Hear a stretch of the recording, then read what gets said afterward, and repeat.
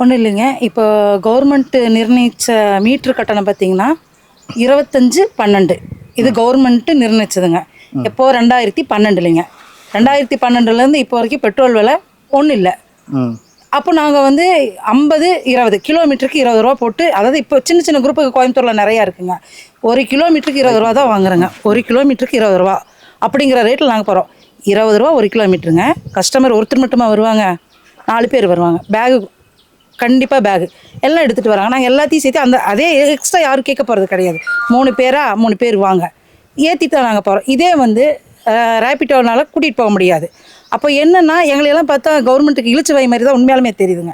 யார் மேலேயும் நான் வந்து குறை வைக்கலிங்க. ஏன்டா உங்களை தாண்டி தான், கவர்மெண்ட்டை தாண்டி தான் அது உள்ளே வந்திருக்குங்க.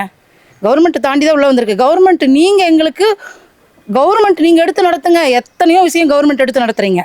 நீங்கள் எடுத்து நடத்துங்க. உங்கள் கவர்மெண்ட் என்ன ரேட் வைக்கிறாங்களோ அதுக்கு நாங்கள் கீழ்ப்படிஞ்சு மீட்டர் ஆட்டோ கட்டணம் ஓட்டுறோம்.